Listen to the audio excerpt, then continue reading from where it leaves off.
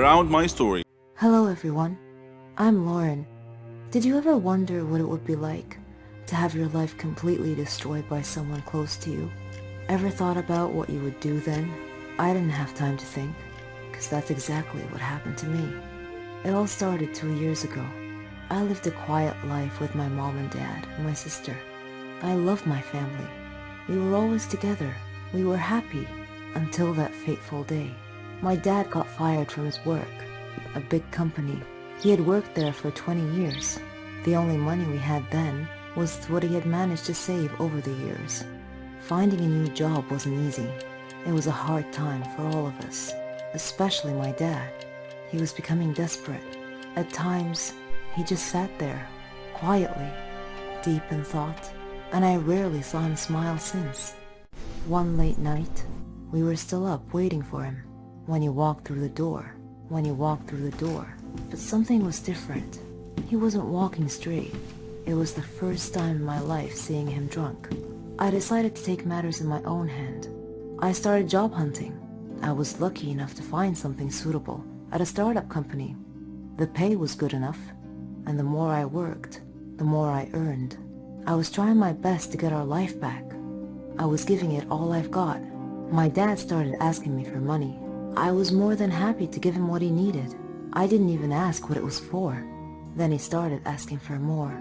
He came late almost every night, and he was never awake in the morning. It seemed like we hadn't talked together for ages. Then, money started disappearing from my purse. I got home from work one night. It had been a long day, and I was really tired. I put my bag in my room, and I went to the kitchen to find something to eat. I made myself a sandwich, then took it back to my room. But when I got to the door, I saw a shadow moving inside. I thought everyone was asleep, so I opened the door slightly and looked inside. I couldn't believe what I saw. My dad was standing over my bag, and my wallet was in his hand. He found no money in it, so he threw it on the bed and started going through my purse. At that moment, my mom came down the stairs. She had my dad's shirt in her hands and a small pack of white powder. I looked at her face. Her eyes were filled with tears. I tried to speak, but found nothing to say. My dad came out of my room. He saw us standing there. He tore the shirt and the pack from my mom's hands. He was hysterical. He started breaking things around him. Suddenly, everything changed. My mom and I were too scared to move, but then my sister came running down the stairs. He pulled her towards him and held a knife to her throat. He threatened to kill her if we didn't give him money. Without a moment's thought, I did what he asked. Things only got worse. Nothing was ever enough. He asked for more and more money, and if I refused, he'd get violent, beating up anyone in his path. I couldn't stand by and watch, so I would just give him what he wanted, until I decided enough was enough. He barged down the stairs one evening and asked for all the money I've got. I told him we had expenses to pay, the rent, school fees, but none of it mattered to him.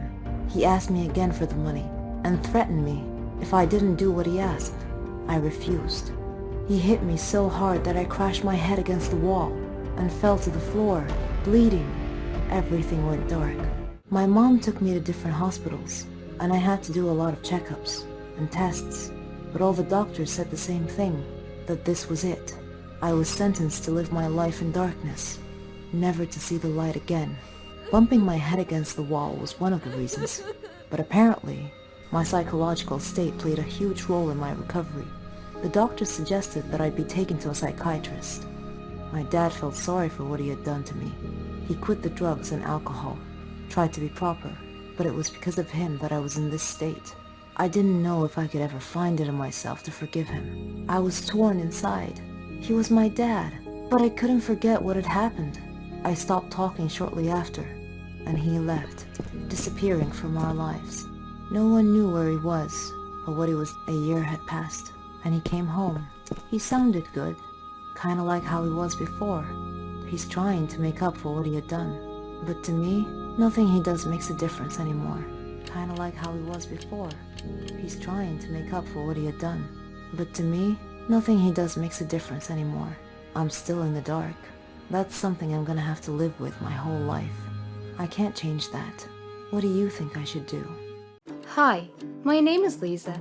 Every day, I receive hundreds of flower bouquets and a lot of chocolates, endless amount of food, and a lot of party invitations, a million messages from social media accounts, and a lot of very expensive gifts, like jewelries, designer clothes, bags, and perfumes. But no, they're not for me. They're for my boss. My boss, Ellen, is a former beauty queen. I think she's just a little bit older than I am. She owns a cosmetics company and she is so successful. Not to mention, she's the most beautiful woman I have ever seen. No wonder a lot of guys are head over heels for her. And as her assistant, I get to be the one to reject him. Also, if I'm lucky and she's in the mood, she'll let me have the gifts that came from her fans. That's why I have signature clothes, shoes, bags, and perfumes that I have nothing to use for. Good thing is, we have the same size, and we're the same height. Okay, back to Ellen. She's dating somebody right now. His name is John, but I'm pretty sure she's cheating on him. She once told me that she does not really like John because he's boring. But me, I like John. He's a good guy. He always greets me when he sees me around. It's a big deal for me because I get used to being ignored by people all the time. But not John. He always smiles at me. I'm not the type of woman you will notice across the room. Well, it could mean the opposite for not a very good reason. Thanks to this big scar I have on my face since birth. Having said that, I've never had any guys who were serious about me. Either taking me out on a date just to pull a prank on me, or just want to win a bet. Unlike John with Ellen, I can see that he's super in love with her, while Ellen is just pretending because of money. John's family owns a chain of malls. Yes, he is much richer than she is. One time, Ellen said she wants to go to the plastic surgery clinic. I told her she does not need a plastic surgery. She just said, "Just go with me, silly." So I just followed her. Turns out, she's having an affair with the plastic surgeon. His name is Mike, and she's been with him ever since she and John became together 2 years ago. The surgeon looks arrogant, not like John, who's full of compassion. One time, Mike told Ellen that he can remove the scar on my face. Ellen just laughed and said, "Just let her be. I think that's her lucky charm." I was hurt, and I think what she said was mean, but I just brushed it off and laughed with them. Ellen is really mean, but at least she pays me well. If not for her, my mom's life would not be extended. I needed a lot of money for her operation a couple of years ago. Ellen helped me through all of it. On the other hand, I must also say that my life is hell because Ellen doesn't know a single thing about organizing. And I believe that I'm the sole reason why her company is still up and running. Not to brag, but I think 80% of the reason why she's successful is because of me. 20% is because of her looks and beauty. Yet of course, nobody knows that except her and me. Ellen says I owe my life to her. She always says that if I dare leave her, she will have another scar to my face, which is really mean. But I don't hate her. I've actually learned to love her. And I agree that I have a great life because of her. She let me live in the townhouse she bought. She gave me a car. Besides, she's always given me nice things. What more can I ask for, right? Then one day, John told me that he's planning to propose to Ellen. I got worried, and to be honest, I was not really happy about it.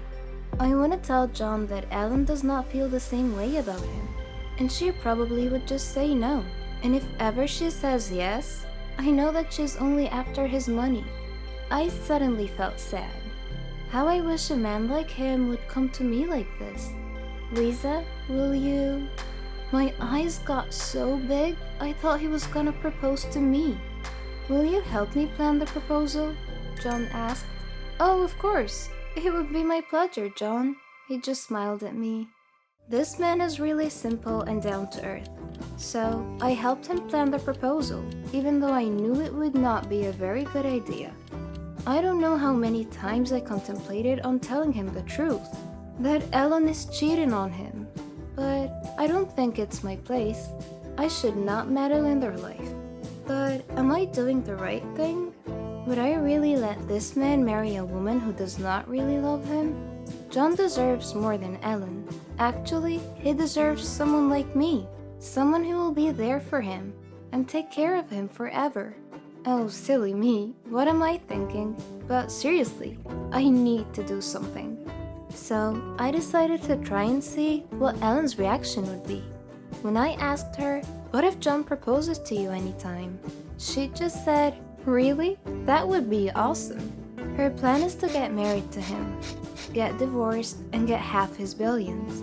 What an evil plan. I don't want that to happen. Neither does Mike. One time at an event, Mike and I got the chance to talk, and he said he'd like to meet me at his office on Saturday at 9 a.m. And so I went there. Mike made an offer that is very tempting, but I had to refuse it for so many reasons. He wants me to pretend to be Ellen. He said he would fix my face and be Ellen for 6 months. Why? I asked him. I needed to know why I had to pretend to be Ellen, because that doesn't make any sense. I had to ask Ellen, and I finally learned the truth. Ellen is pregnant. She's pregnant with Mike's baby, and her tummy is already showing.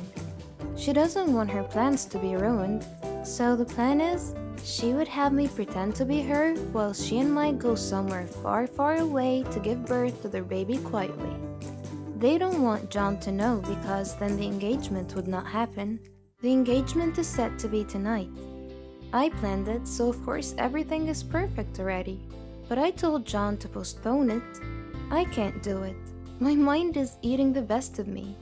I just told John that this is not the best time to propose because Ellen is not in a very good place right now. When Ellen learned about it, she got super mad. She threw me out of the house that she gave me, took back the car and the things that she gave me as well. But I know things will be better. I have savings, and I could use that to build my life again. I could find a new apartment, I could buy a cheap car and a few cheap clothes and bags. I motivated myself and I told myself multiple times that everything should be alright. I even met a guy named Alan, my next door neighbor. He's been nice and we went out a couple of times already. I think he likes me. It's about time I got a boyfriend. I miss John though. He's calling me all the time. But I don't want to have any connection to Ellen and her sick mind anymore, so I don't answer his calls. One time my sister called me in the middle of the night and said that my mom was brought into the hospital and that they needed a lot of money for the operation and the care she would need after. So I ran to the bank with Alan and I withdrew all the money that I had left, which is not enough, but under the bed and only Alan knows where I put it. That night, Alan decided to stay the night. He spent the night and something intimate happened. I woke up with a smile on my face which quickly got replaced with tears. Alan left with all of my money. He also took all of my jewelry, my wallet, and even my cell phone. Desperate as I was, I went to Mike's office. I told him and Ellen that I'm very sorry for running away. I told them that I really need money because my mom is sick again, and it's worse than ever. They said they're gonna pay me good money if I do as they say. I thought, why not? I would have John, I would be pretty, I would be able to save my mother's life, and I would have a good life. And so I made a deal with them. I'll pretend to be Ellen for a year. It should give them enough time to give birth and settle everything before going back home. She said I have to make sure that John would not call it quits. She also said that I just have to delay the engagement for a year because of course, if a grand wedding should happen, Ellen would want to be the bride. And that would also save us from all the legal matters that we might have to face, including fraud, among other things. So Ellen and Mike left the country. I was left alone with John. The plastic surgery was successful. I look like Ellen now. I'm very pretty. I have a beautiful face, but I'm not happy. Until the day came that I got to be with John. At first, I had a hard time pretending to be Ellen. But with the business side, it's fine. I'm familiar with everything because I'm basically the one running it. John introduced me to his family. I fell for him even more when I knew that John was a miracle baby. His family is so sweet. I fell in love with all of them. I wonder why Ellen did not appreciate any of this. Then, the biggest surprise of all. His father announced that he's given me a share. Okay, let me talk it down a little. Well, his father decided to give me a mall. Yes, a freaking mall. Well, I know it's not really for me, it's for Ellen, but I am happy. The night ended and John and I were left alone in the garden. We laid down on the grass and John was surprised. He said that the Ellen he knows would not do that. Oops, did I do something wrong? He looked me in the eye and he hugged me. His hug was so sweet. It's the hug that I know I would not get used to even for a lifetime. I love you, Ellen, he said. I love you too, John. My heart is breaking a little because I mean it to me as Lisa. Do you really love me? He asked. Of course I do, I said. He's making me nervous. If I ask you to marry me tomorrow, will you say yes? He asked. He smiled and took out a ring. And the diamond was so beautiful. It was so big. It's really beautiful. But if this is real and it's really meant for me, I won't mind how big the diamond is. I planned proposing to you for a long time now, Ellen. I even asked for Lisa's help. How I wish she could see this, he said.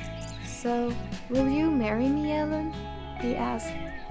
My mind says, oh no, but my heart says, yes.